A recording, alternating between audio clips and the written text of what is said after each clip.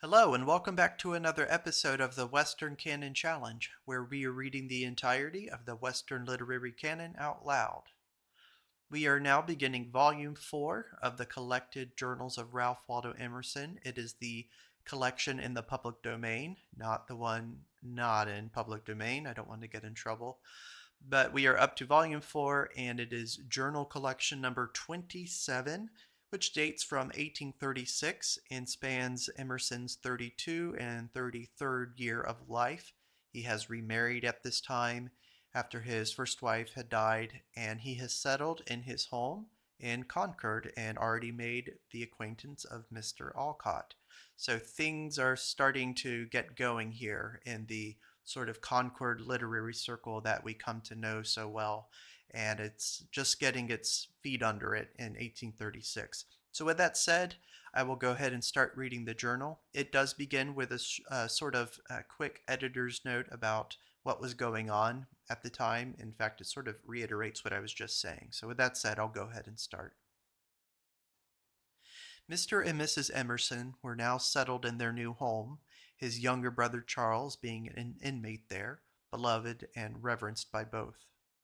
Each week the stage which passed their house brought friends or visitors, for Mr. Emerson's door was always open to high-minded persons, known or unknown.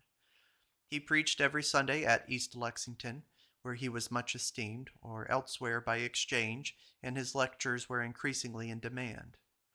The journal opens January 16th with one of the passages in Nature, here omitted because already printed, above the titular owners of Concord's fields, while the poet has property in the horizon. January 16th, 1836. What can be more clownish than this foolish charging of Miss Martineau with ingratitude for differing in opinion from her Southern friends? I take the law of hospitality to be this: I confer on the friend whom I visit the highest compliment in giving him my time. He gives me shelter and bread.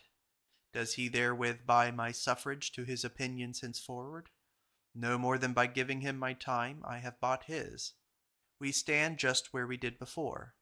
The fact is, before we met, he was bound to quote-unquote speak the truth of me in love, and he is bound to the same now. On truth. The story of Captain Ross's company is good example of the policy of honesty. "What do the guns speak?" asked the Eskimo when they saw the English leveling them.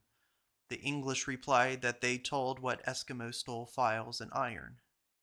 "Where shall I find seals and musk oxen?" said the Eskimo. The English ventured to point where, and the hunter was lucky.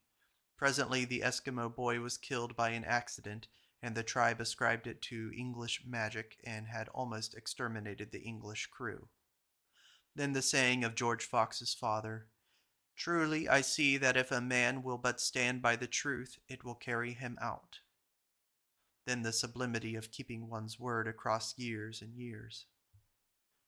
317 B.C., Attica had 720 square miles with a population of 527,000 souls, and nearly 4/5 of that number were slaves. January 21st. The Spartan is respectable and strong who speaks what must be spoken, but these gay Athenians that go up and down the world making all talk a recitation, talking for display, disgust. January 22nd. I think profanity to be as real a violation of nature as any other crime. I have as sensible intimations from within of any profanation as I should have if I stole. Upham thinks it fatal to the happiness of a young man to set out with ultra-conservative notions in this country. He must settle it in his mind that the human race have got possession, and though they will make many blunders and do some great wrongs, yet on the whole will consult the interest of the whole.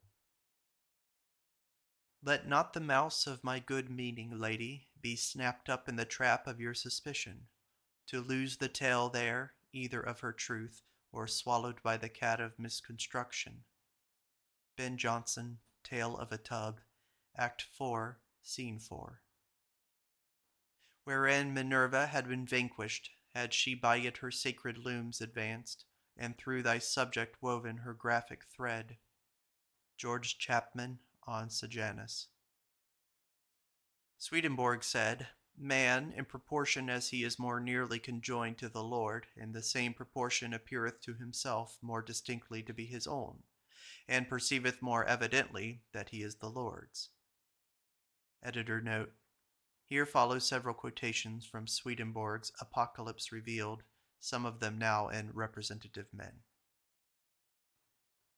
The scholar works with invisible tools to invisible ends, so passes for an idler, or worse, brain-sick, defenseless to idle carpenters, masons, and merchants, that, having done nothing most laboriously all day, pounce on him fresh for spoil at night.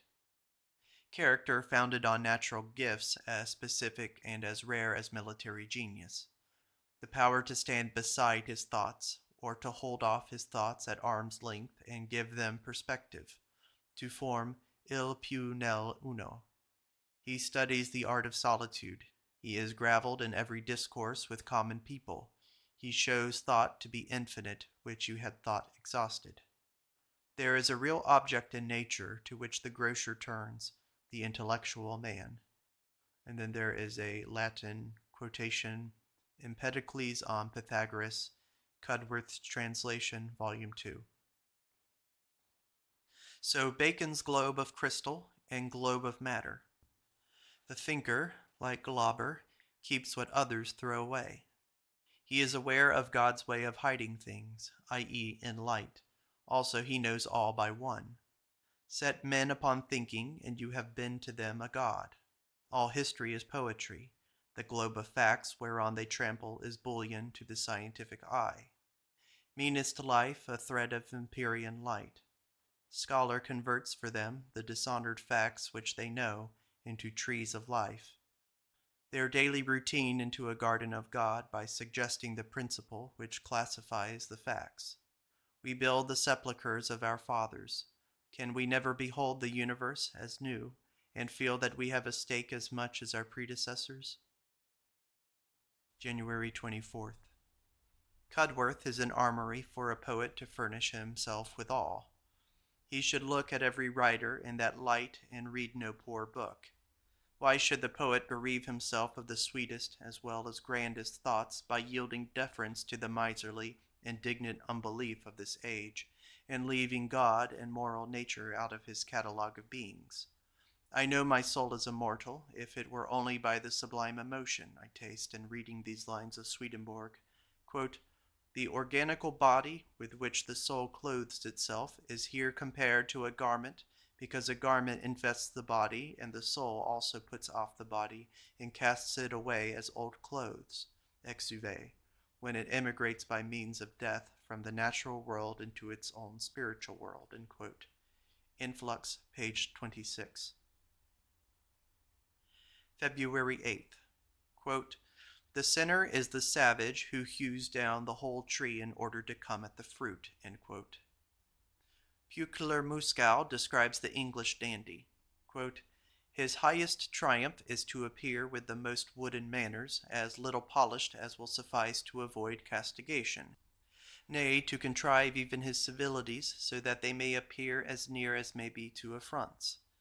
Instead of a noble high-breed ease, to have the courage to offend against every restraint of decorum, to invert the relation in which our sex stands to women so that they appear the attacking and he the passive or defensive party, end quote, etc. Women have less accurate measure of time than men.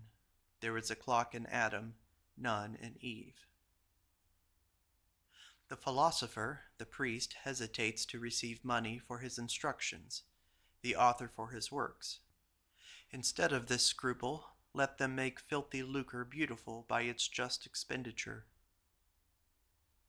It becomes the young American to learn the geography of his country in these days as much as it did our fathers to know the streets of their town. For steam and rails convert roads into streets and regions into neighborhoods.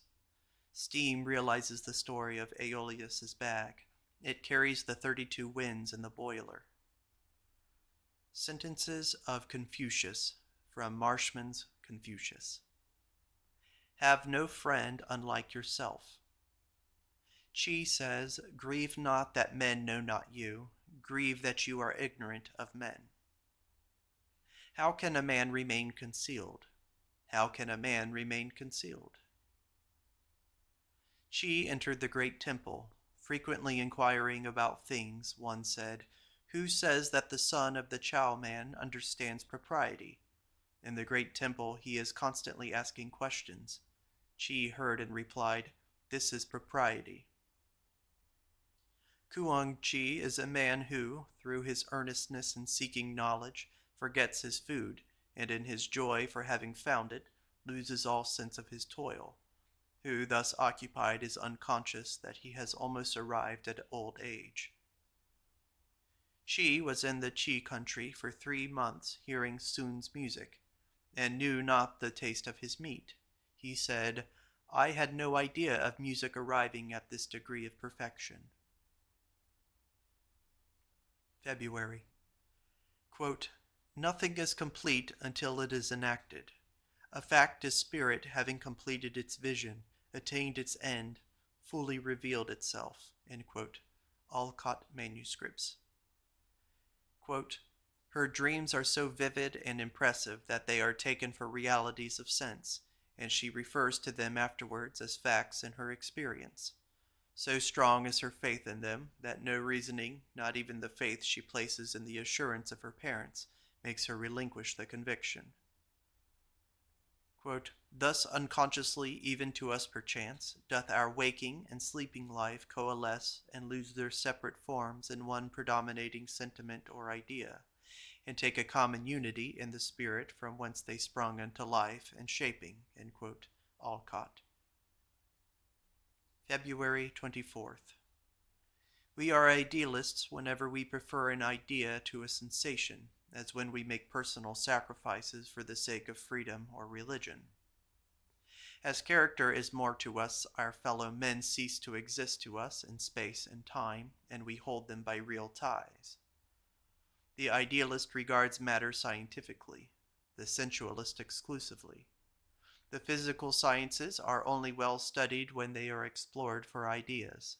The moment the law was attained, i.e., the idea, the memory disburdens herself of her centuries of observation. The book is always dear which has made us for moments idealists. That which can dissipate this block of earth into shining ether is genius. I have no hatred to the round earth and its gray mountains. I see well enough the sand hill opposite my window. I see with as much pleasure as another a field of corn or a rich pasture, whilst I dispute their absolute being. Their phenomenal being I no more dispute than I do my own.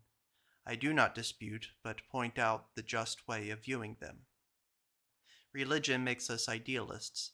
Any strong passion does.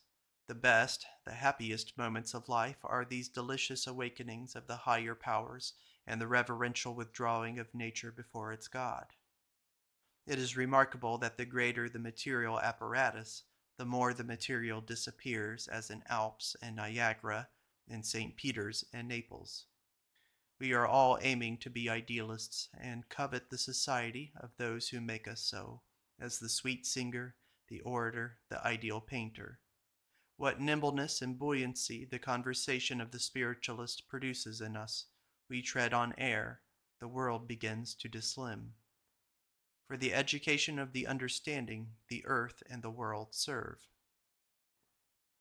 Nature from an immovable God, on which as reptiles we creep, and to which we must conform our being, becomes an instrument and serves us with all her kingdoms, then becomes a spectacle. To the rude it seems as if matter had absolute existence, existed from an intrinsic necessity.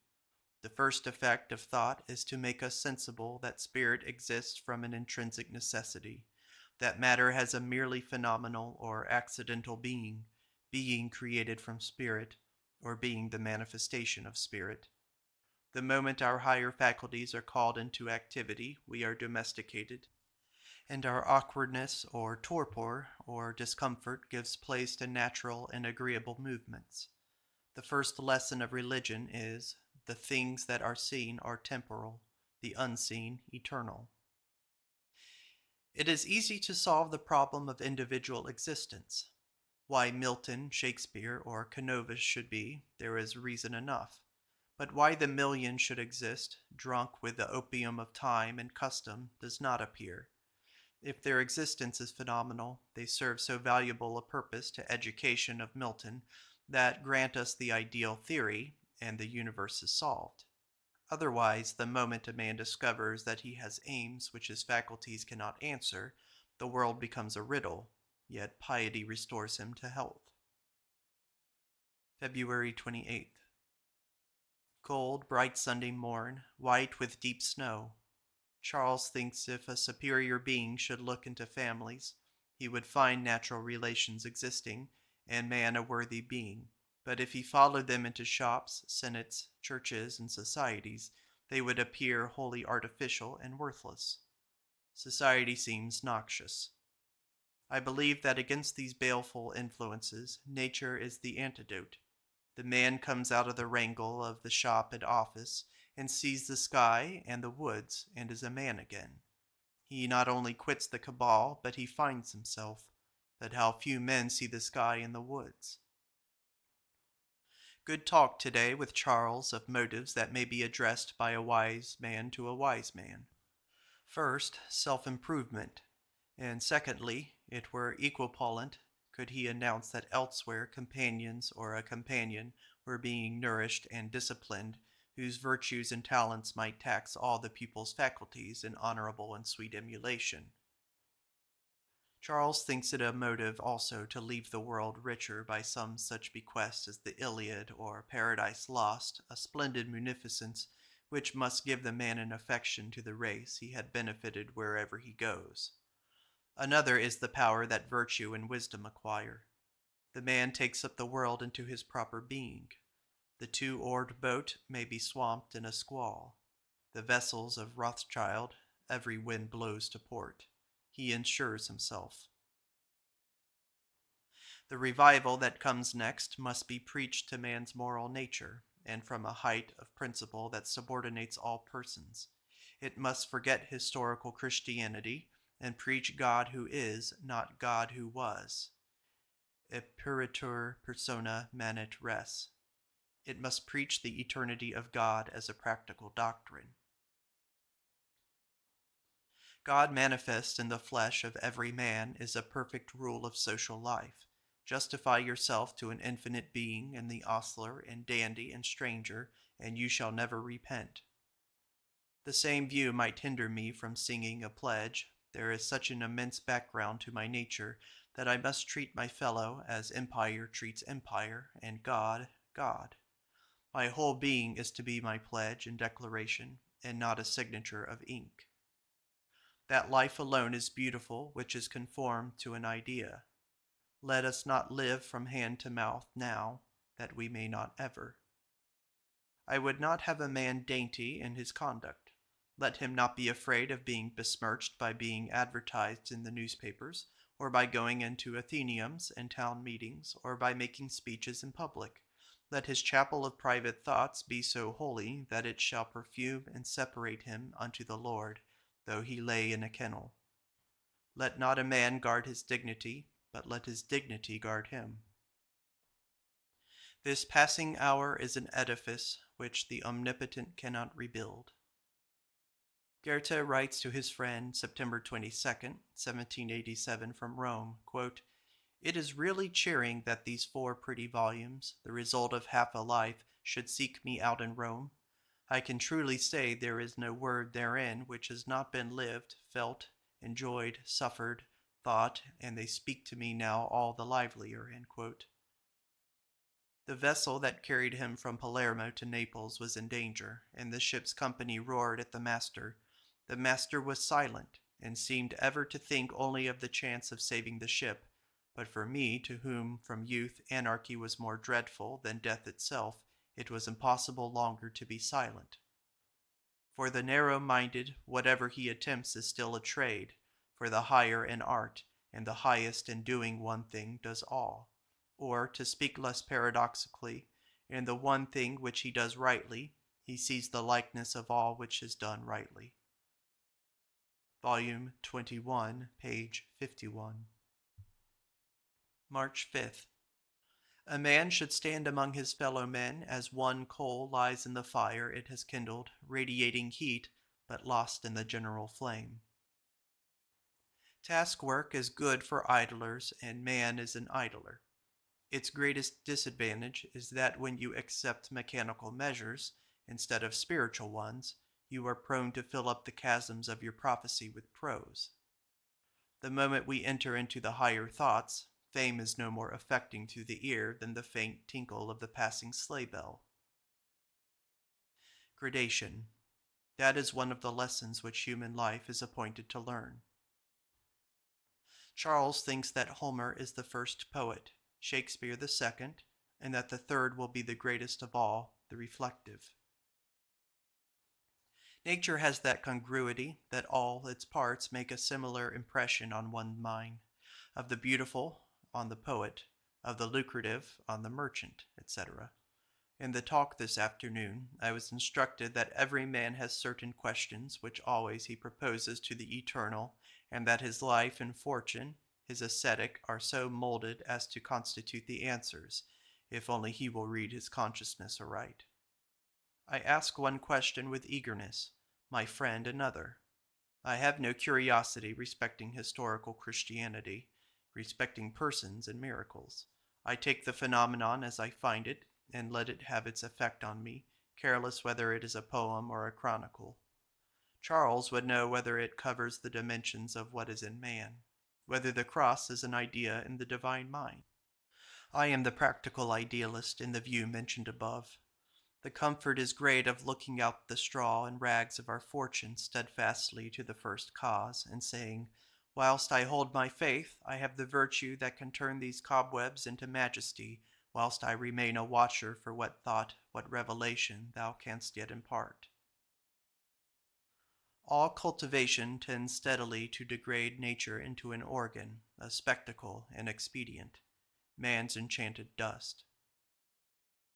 Strange is it to me how man is holden on a curb rein, and hindered from knowing, and drop by drop, or shade by shade, thoughts trickle and loiter upon him, and no reason under heaven can he give, or get a glimpse of why he should not grow wiser faster, moving about in worlds not realized. All things work together for good unto them that love God. No man is the idealist's enemy. He accepts all. Last week I went to Salem. At the Lafayette Hotel where I lodged, every 5 or 10 minutes, the barkeepers came into the sitting room to arrange their hair and collars at the looking-glass. So many joys has the kind God provided for us dear creatures. March 9th. How important is the education of the understanding may be inferred from the extreme care bestowed upon it, the care pretermitted in no single case. Godliness. How strange that such a word exists applied to men. It was a masterpiece of wisdom to inculcate every biped crawling around after his bread with this sublime maggot. March 11th. All is in each. Xenophanes complained in his old age that all things hastened back to unity, identity. Hence I might have said above the value of proverbs, or the significance of every trivial speech as of a blacksmith or teamster concerning his tools or his beasts, this namely, that the same thing is found to hold true throughout nature. Thus, this morning I read in a treatise on perspective that the end of a picture was to give exclusive prominence to the object represented and to keep out of sight the means whereby it was done. Change the terms, and of what art is this not true? It is an attribute of the Supreme Being so to do, and therefore will be met throughout creation. Every primal truth is alone an expression of all nature. It is the absolute ends seen from one side, and any other truths shall only seem altered expressions of this. A leaf is a compend of nature, and nature a colossal leaf. An animal is a compend of the world, and the world is an enlargement of an animal. There is more family likeness than individuality. Hence Goethe's striving to find the arch plant. The problem which life has to solve is how to exist in harmonious relation to a certain number of perceptions, such as hunger, thirst, cold, society, self, God. It is the problem of three bodies. Writ, June 1835. It is luxury to live in this beautiful month. One never dares expect a happy day, but the hardest ascetic may inhale delighted this breath of June. It is Devil's Needles Day. I judge from the millions of sheeny flyers with green body and crepe wing that overhang the grass and water. Then the inertia of my blue river down there in the grass is even sublime. Does not this fine season help to edify your body and spirit? March 14th. Misery is superficial, and the remedy, when it can be attained, of presenting to the mind universal truths is a perfect one. The wise may, that is, the healthy mind learns, that every event, every pain, every misfortune, seen in the perspective of the past is beautiful, that we are embosomed in beauty, and if, in long retrospect, things are yet ugly, it is because the mind is diseased, and the rays are dislocated and not suffered to fall in a focus and so present a just perspective to the reason. Of course, the aim of the wise physician will then be to repair the general health. It is a rule of rhetoric always to have an eye to the primary sense of the words we use. I cultivate ever my humanity. This I would always propitiate and judge of a book as a peasant does, not as a book by pedantic and individual measures, but by number and weight, counting the things that are in it. My debt to Plato is a certain number of sentences, the like to Aristotle. A larger number, yet still a finite number, make the worth of Milton and Shakespeare to me. I would run over what I have written, save the good sentences and destroy the rest. Charles asks if I were condemned to solitude and one book, which I would choose. We agreed that Milton would have no claims, and that the Bible must be preferred to Shakespeare, because the last one would better supply himself. The first has a higher strain. A miracle is a patch. It is an afterthought.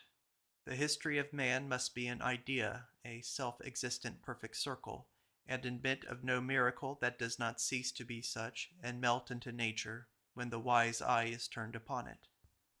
All things are moral, and there too is nature thus superfluously magnificent. For Lecture 1, Memo, quote, Shearing the Wolf, end quote, and Matutina and Vesperitina Cognitio. March 17th. I pitied blank for his ill speaking until I found him not at all disheartened, not at all curious concerning the effect of his speech, but eager to speak again and speak better on a new matter. Then I see him destined to move society. The Germans as a nation have no taste. The English are the tyrants of taste. Fine thought it was this chorus of the Greek drama. It is like the invention of the cipher in arithmetic, so perfect in aid and so little obvious. An elegant outer conscience to the interlocutors. Charles says it was the not me. Idealism. Ideas domesticate us. Friends become ideas. Virtue is subordinating things to thoughts. In his sensations and perceptions, i.e., in nature, is a perfect order not violable by him. In himself as much disorder as vice. Nature is therefore an everlasting hint. Magnanimity consists in scorning circumstance. Quote, Our country is where we can live as we ought. End quote. Utterance is place enough. There is a Greek phrase here that is untranslated. A day is a miniature eternity. An hour, a moment, is the same. A child's game hints to an intelligent beholder all the attributes of the Supreme Being. An intelligent painter, for example, cannot give rules for his art or suggest hints for the correction or direction of his scholar without saying what is pertinent and true to a far greater extent than the circle of painting, e.g., quote, no greater painter is nice in pencils, end quote. Quote, nulla dies sine linea, end quote. How eagerly men seize on the classification of phrenology, which gives them, as they think, an idea, whereby the most familiar and important facts are arranged. Much more heartily do they open themselves to a true and divine idea as that of freedom or right. Quote, all which we call invention, discovery, in the higher sense, is the important practice or setting at work of an original perception of truth, which, long formed in silence, unexpectedly, as with lightning speed, leads to a useful cognition. It is an opening that is made from the inner to the outward, which lets man anticipate his resemblance to God. It is a synthesis of the world and the spirit, which gives the most blessed assurance of the eternal harmony of being. Goethe, Volume 22, page 248. Quote, literature is the fragment of fragments. The least of what was done or said was written. Of what was written, the least part has remained. Ibid, page 235. Quote, the question whence had the poet this refers to the what, not the how. Ibid. Edward Bliss Emerson. Charles writes to Aunt Mary, January 26, 1833, quote, Edward has a soul in him, no shadow at all, though Sarah Alden say it, but a large and glowing soul, lighted up by fits with the flame of an irregular genius, but always odorous with the perfume of a taintless generosity. He is far greater and more admirable than when he was most admired. And the footnote says, this was written when Edward, his health broken and his promising future blighted, was bravely doing routine work in a commercial house in Puerto Rico. March 21st. Only last evening I found the following sentence in Goethe, a comment and consent to my speculations on all and each in nature this last week. Quote, every existing thing is an analogon of all existing things. Thence appears to us being ever at once sundered and connected. If we follow the analogy too far, all things confound themselves in identity. If we avoid it, then all things scatter into infinity. In both cases, observation is at a stand, in the one as too lively, in the other as dead. Volume 22, page 245. Man is an analogist, and therefore no man loses any time or any means who studies that one thing that is before him, though a log or a snail. I waste, you say, an hour in watching one crab's motions, one butterfly's intrigues. I learn therein the whole family of crab and butterfly. I read man in his remoter symbols. Only trust yourself and do the present duty, and God has provided for your access to infinite truths and richest opportunities. I find an old letter to L, which may stand here. Has not life woes enough to drug its children with, without their brewing and seething such themselves? Should they not forget all, renounce all but the simple purpose to extort as much wit and worth from the departing hour as they jointly can? It is strange, strangest, this omnipresent riddle of life. Nobody can state it. Speech pants after it in vain. All poetry, all philosophy, in their parts, or entire, never express it, though that is still their aim, they only approximate. Nobody can say what everybody feels, and what all would jump to hear if it should be said, and moreover, which all have a confused belief might be said. Now this open secret, as he called it, is what our wise but sensual loved and hated Goethe loved to contemplate, and to exercise his wits in trying to embody. I have been reading him these 2 or 3 days, and I think him far more lucky than most of his contemporaries at this game. There sits he at the center of all visibles and knowables, blowing bubble after bubble, so transparent, so round, so colored that he thinks, and you think, they are pretty good miniatures of the all. Such attempts are all his minor poems, proverbs, Xenian parables. Have you read the Weltseele? The danger of such attempts as this striving to write universal poetry is that nothing is so shabby as to fail.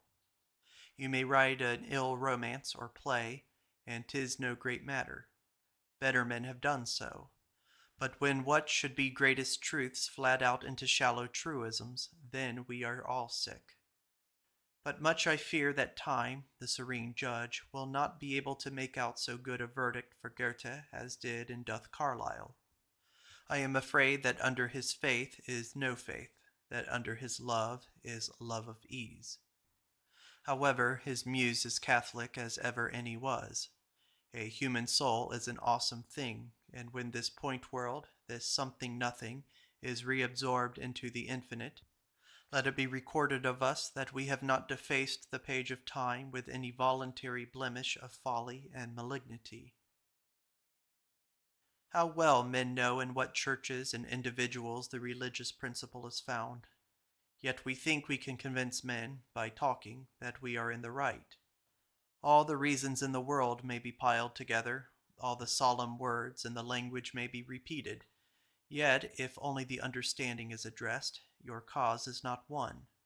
But let a graceless and ignorant man arise who is now exercised by the religious sentiment, who follows after the beauty of holiness, and he out of his heart will speak to yours. His words are loaded. They penetrate into the soul and will call up the deep and divine powers from their long sleep, and the awe-struck understanding shall now be still and docile. Let the laws of thought be stated, and people learn that master rule of rhetoric, that things go by number and weight, and pass for what they be, not by seeming. I thought yesterday morning of the sweetness of that fragrant piety which is almost departed out of the world, which makes the genius of A Kempis, Skugel, Herbert, Jeremy Taylor. It is a beautiful mean, equidistant from the hard, sour iron Puritan on one side, and the empty negation of the Unitarian on the other.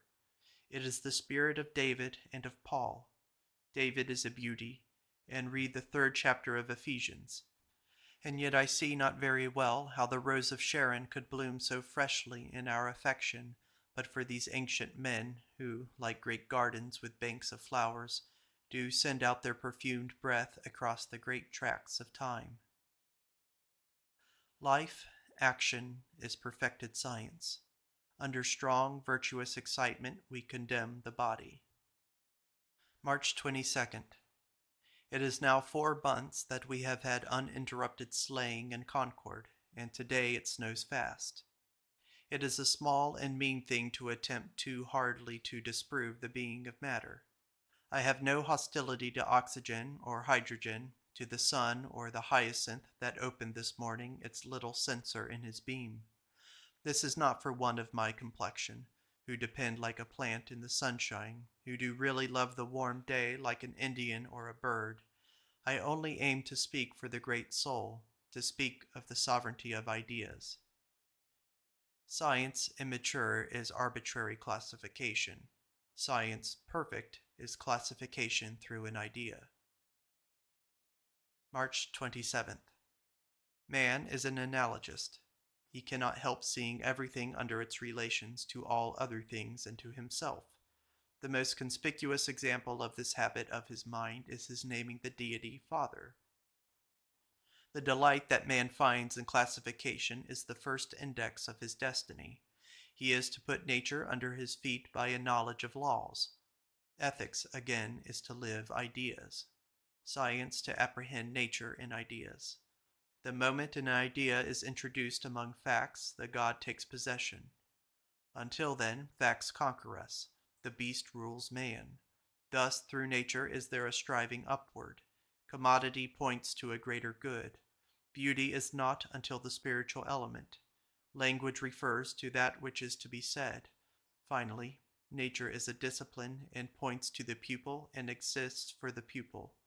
Her being is subordinate, his is superior. Man underlies ideas. Nature receives them as her god.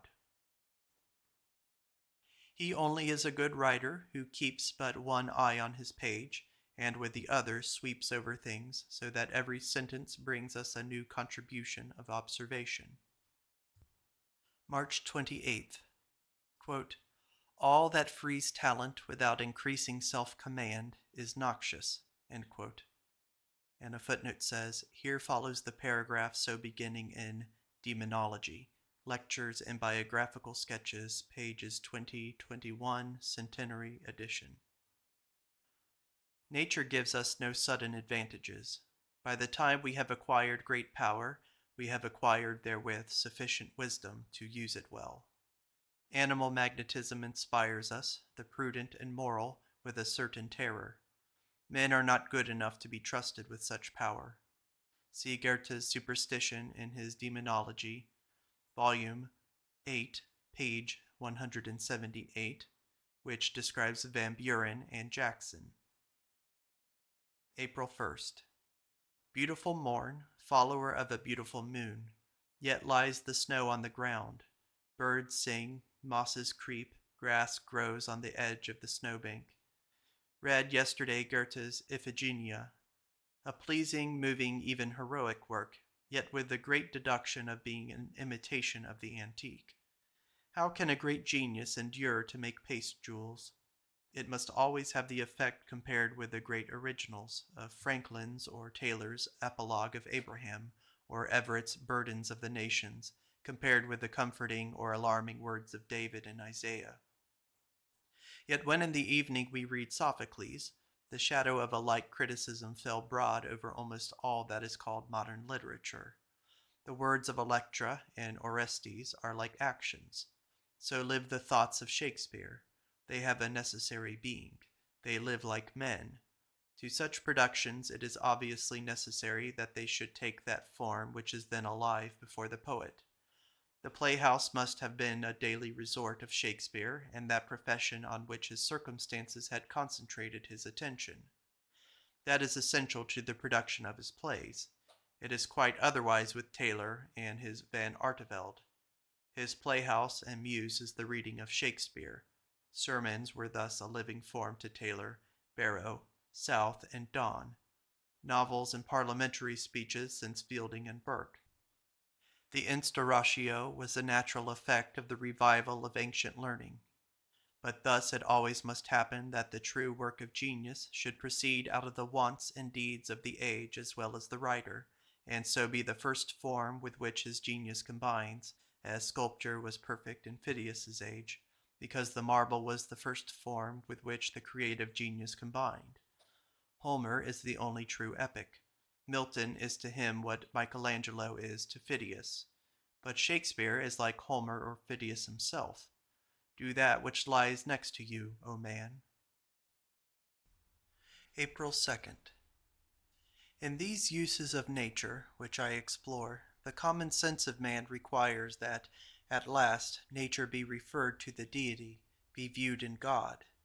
This, which looks so prosaic on paper, is the highest flight of genius, the last conclusion of philosophy, the inspiration of all grand character. Shall I say then that a several use of nature is worship? In the ascetic of the old man of letters, I see not well how he can avoid a persistent and somewhat rigorous temperance. Saved from so many hurts and griefs, he must impose a discipline on himself. He must, out of sympathetic humanity, wound his own bosom, bear some part of the load of woe, and the most convenient and graceful to him is a quiet but unrelaxing self-command. If he accept this and manually stablish it, it shall stablish him. Then without a blush he shall meet and console the much enduring sons of toil and narrow life. Editor's note. On April 8th, Mr. Emerson wrote to Carlyle of the republication in America, through the zeal of Dr. LeBaron Russell, of the Sartor Resartus, to which he, Emerson, had furnished the preface. Salem, April 19th. The philosopher should explain to us the laws of redeeming the time. The universal fact, says Goethe, is that which takes place once. Many are the paths that lead to wisdom and honor. Nay, every man hath a private lane thereto from his own door.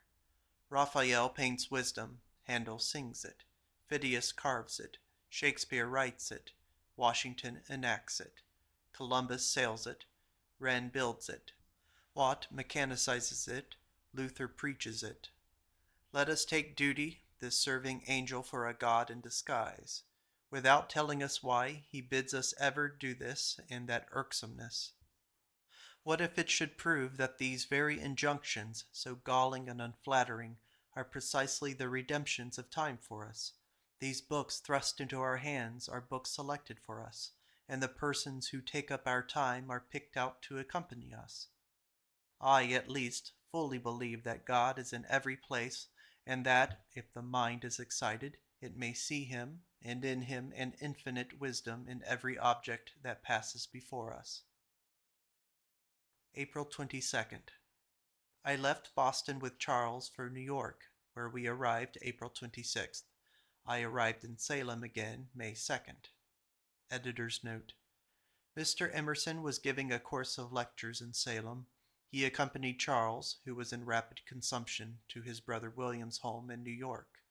Madame Emerson went with him. No one realized how near Charles was to the end of his life. Salem, May 4th. The Marine Railway, the United States Bank, the Bunker Hill Monument are perfectly genuine works of the times. So is a speech in Congress, so is a historical discourse, a novel, Channing's work on slavery, and the volume of revised statutes. But Taylor's Van Artevelde, Byron's Sardanapalus, and Joanna Baillie's dramas are futile endeavors to revive a dead form and cannot succeed, nor, I think, can Greenough's sculpture. You must exercise your genius in some form that has essential life now. Do something which is proper to the hour, and cannot but be done. But what is once well done lasts forever, as the Gladiator, the Apollo, the Parthenon, the Iliad. Concord, May 16th. And here I am again at home, but I have come alone. My brother, my friend, my ornament, my joy and pride has fallen by the wayside, or rather has risen out of this dust. Charles died at New York Monday afternoon, 9th May. His prayer that he might not be sick was granted him. He was never confined to a bed. He rode out on Monday afternoon with mother, promised himself to begin his journey with me on my arrival the next day. On reaching home, he stepped out of the carriage alone, walked up the steps and into the house without assistance, sat down on the stairs, fainted, and never recovered. Beautiful without any parallel in my experience of young men was his life, happiest his death. Miserable is my own prospect from whom my friend is taken. Clean and sweet was his life, untempted almost, and his action on others all healing, uplifting, and fragrant. I read now his pages, I remember all his words and motions without any pang, so healthy and human a life it was, and not like Edwards's, a tragedy of poverty and sickness tearing genius. His virtues were like the victories of Timoleon in Homer's verses. They were so easy and natural. I cannot understand why his manuscript journal should have so bitter a strain of penitence and deprecation. I mourn that in losing him I have lost his all, for he was born an orator, not a writer. His written pages do him no justice, and as he felt the immense disparity between his power of conversation and his blotted paper, it was easy for him to speak with scorn of written composition. Now commences a new and gloomy epoch of my life. I have used his society so fondly and solidly. It was pleasant to unfold my thought to so wise a hearer. It opened itself genially to his warm and bright light, and borrowed color and sometimes form from him. Besides my direct debt to him of how many valued thoughts, through what orbits of speculation have we not traveled together, so that it would not be possible for either of us to say, "This is my thought, that is yours." I have felt in him the inestimable advantage, when God allows it, of finding a brother and a friend in one. The mutual understanding is then perfect, because nature has settled the constitution of the amity on solidest foundations, and so it admits a mercenary usefulness and of unsparing censure. There exists the greatest convenience, inasmuch as the same persons and facts are known to each, and an occult Hereditary sympathy underlies all our intercourse and extends farther than we know. Who can ever supply his place to me? None. I may live longer. I may, though 'tis improbable, see many cultivated persons, but his elegance, his wit, his sense, his worship of principles, I shall not find united, I shall not find them separate. The eye is closed that was to see nature for me, and give me leave to see, the taste, the soul which Shakespeare satisfied, the soul that loves St. John, St. Paul, Isaiah, and David, the acute discernment that divided the good from the evil in all objects around him in society, in politics, in church, in books, in persons. The hilarity of thought which awakened good humor wherever it came and laughter without shame, and the endless endeavor after a life of ideal beauty, these are all gone from my actual world, and will be here no more seen. His senses were those of a Greek. I owe to them 1,000 observations. To live with him was like living with a great painter.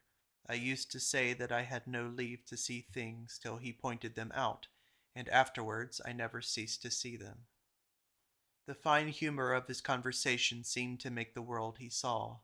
His power of illustration and the facility of his association embroidered his sentences with all his reading and all his seeing. He could not speak but in cheerful figures. When something was said of maritime people, the pilots and fishermen, he said, they were the fringes of the human race. When Miss Martineau was commended for the energy with which she had clung to society despite her infirmity, he said, she had brushed pretty well through that drift of deafness. The nap, he said, is worn off the world. He said of the unfortunate Mr. Blank, quote, as fast as Mrs. Blank rose, Mr. Blank backs water, end quote. He said the south wind made everybody handsome. There were two ways of living in the world, he said, vis-a-vis either to postpone your own ascetic entirely and live among people as among aliens, or to lead a life of endless warfare by forcing your ideal into act. In either of these ways the wise man may be blameless. No speculation interested him that could not help him in action and so become his daily bread. Nothing disgusted him more than aimless activity. Truth of character he worshipped, truth to one's self, and proportionally despised the excessive craving for sympathy and praise, the parasitic life. He could not bear to think he should degenerate into a householder and lead the base life. He held at a very low rate the praise of fashionable people. He held at a very high rate the praise or gratitude of plain men, whose habits of life precluded compliment and made their verdict unquestionable. A man is sure of nothing, he said, but what he got himself. Let him count everything else mere good fortune and expect to lose it any moment.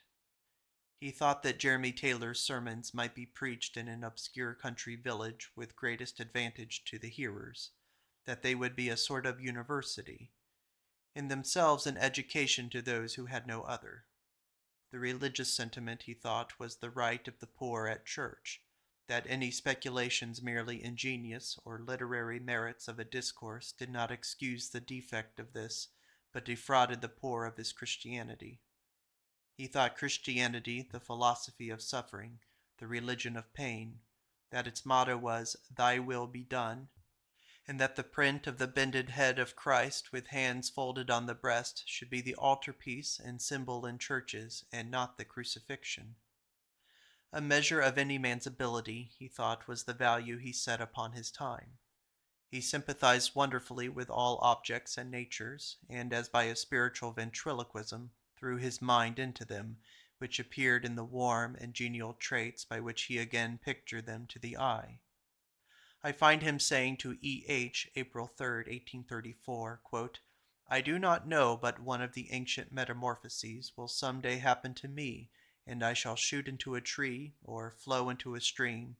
I do so lose my human nature, and join myself to that which is without.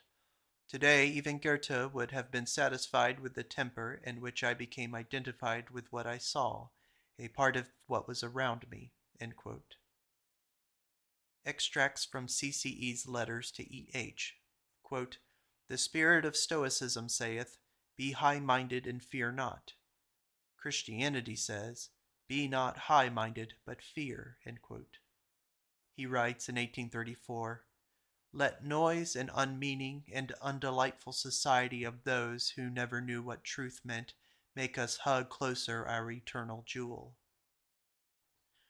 There is so little romance in sleeping in Washington Street and day laboring in Court Street that except I too was of Carlyle's faith and reverenced as part of the universe, or rather as an epitome of the universe and emanation of God, this thinking principle, this mysterious me, I could find in me a dry mirth at the idea of making a story of my epigean life. Each natural event, the findings of the epigea of the indigo bird, the cuckoo, and of the palm tree, were the epochs of his life. Oh, sometimes I play teacher, but it is only in the forms of things, the dress of life, words, motions, manners. Afterward I am sorry that such outward things dwell in my thought.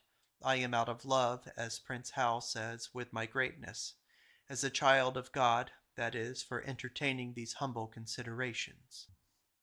A quick reminder that the journal entries that I am about to read are from the deceased Charles Emerson's journals, and I will let you know when these extracts end. April 24th, 1834. Now your mother, would she say, better leave reading the silly letter? Why then she frets against dear nature, and would have no violets grow because of them. We cannot make a broom. But there is more of God in a violet than in a broom. The horror of the housekeeper pervades his views of marriage. What is it we seek, each in the other? To enter into a community of being, giving and receiving the freedom of each other's immortal part. If the cares and endearments of earthly marriage cause us to lose sight of this its highest end, and dull in us the perception of this, its purest happiness, let us go mourning. Let us live alone on the mountains and bewail our virginity. Tomorrow I go to my Sunday school, that ever I should be a shepherd, I who cry inly as a weak lamb to be folded and fed. May 27th, 1834. Something has glanced athwart my mind once or twice that I would say about manners. They should be distinct, never slurred. Whatever is said or done should be finished, weighted on to its conclusions. A well-bred person shuns nothing, dodges no corners, evades no look or word, cuts short no introduction or farewell, but clearly and cheerfully upon the moment does and says what seemeth suitable and kind. Wednesday night, September 4th, 1834. The days go and come and go. Here from my window toward the east I shall presently peruse at length large-limbed Orion, my shining chronicler of many a winter. God be thanked, who set the stars in the sky, planted their bright watch along the infinite deep, and ordained such fine intelligence betwixt us and them. Yea, God be thanked for all in nature that is the symbol of purity and peace. October 5th, 1834. Do you look at men as I have become accustomed of late to consider them, stronger or feebler utterances of particular thoughts and affections, so that a shrewd Rochefoucauld philosophy could calculate the phenomena they would each exhibit with pretty nearly the same precision as the eclipses of Jupiter's moons? I see a blood-warm living man in the throng of his engagements, and I say to myself, what is the mission, the significancy of this creature? And when in a few years friendly hands shall wrap his dead body in grave clothes, what dot or line in the picture which is being finished in the world will he have left engraved? Yet they are not mere hands, artisans, for do I not myself feel a common nature in me, whereby I am drawn towards certain points in the boundless sphere wherein we act? And while busy about these, my back is turned upon a hemisphere, and a great portion of the sentimenous me must lie unexercised. Yet is there a recognition all the while in my soul of the whole, and the curve of the least arc of the circle tells the dimensions of radius and circumference, and keeps alive the consciousness of unseen relations in them, who seem as fast fixed to that differential point as the ephemerides to their leaf or petal. February 12th, 1835. I shall come to Concord. For homesickness, trust me, a rood of earth that is mine, 4 walls, a lamp, and a book will kill that vermin. It is night. Night is a leveler, a restorer, a comforter. Good night, I desire acquaintance with thee. Things look hard and peaked in the day. One cannot so well be an idealist, no, nor a stoic. You see your neighbors, and you are cowed by circumstances. But night is like the grave, and buries all distinctions. I am myself, thanks, Medea, for the word. Quote, what I have learned is mine, I have my thought, and me the muses noble truths have taught. Will you have me write more, or is the cocoon quite spun, and shall I, poor grub, go sleep? That's no bad image, for a man's evening reveries are a sort of soft drapery, a silk nightgown, which he wraps round his more serious and intenser soul, and this last starts winged from its slumber when the hours of rest are fulfilled. March 30th, 1835. You never blame me. I will not believe you wanting in the angel office which only great and loving spirits can fitly discharge one to another, that of rebuke, yea, of indignation, which yet is only the surge and foam upheaved from the deep sea of affection. Let us not veil our bonnets to circumstance. If we act so, because we are so, if we sin from strong bias of temper and constitution, at least we have in ourselves the measure and the curb of our aberration. But if they who are around us sway us, if we think ourselves incapable of resisting the drawing of the cords with which fathers and mothers and a host of unsuitable expectations and duties, falsely so called, seek to bind us, alas, into what helpless disorder shall we not fall? March 18th, 1836. Waldo and I read, as we have opportunity, in the Electra. It is very charming to me, the severe tastes of these Greeks. I am never offended, and there is an aristocratic pleasure in these lofty and removed studies. It is as if you had left the noisy, fuming world of mortal men, and taken passages with that grim ferryman who poet speaks of.